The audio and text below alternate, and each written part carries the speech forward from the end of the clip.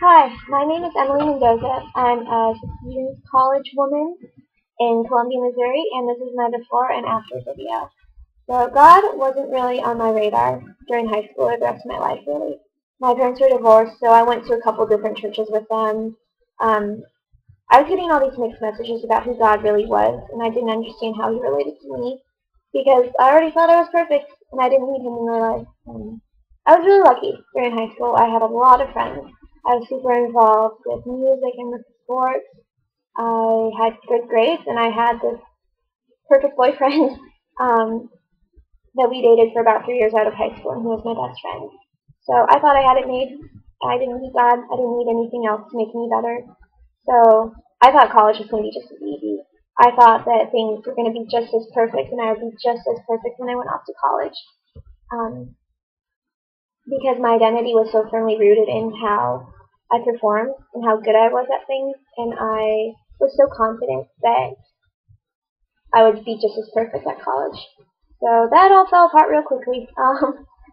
The boyfriend and I decided to break up about a month before school started, and we didn't actually break up until I left for college. So there was no closure, and I was so emotionally dependent on him that I couldn't move forward.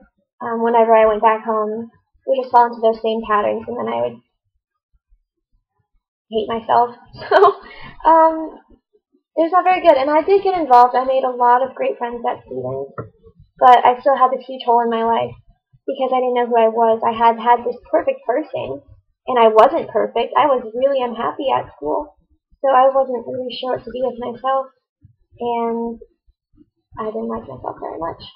Luckily, I started becoming involved in crew and Bible study. Some friends brought me into that whole thing, and I was really lost.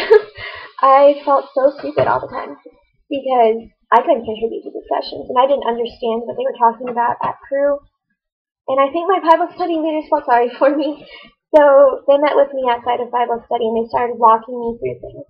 And they reestablished who God was in my mind. And they were so patient and so wonderful. And they taught me that God wants to have a relationship with every single person, no matter how lost they are, no matter how far they push Him away because they think that they don't need Him. He still wants to know them, and He still loves them. And He started filling up these holes in my life, these holes that were based on how good I was, or if I was in a relationship, or if I had the good grades, or if I was skinny enough.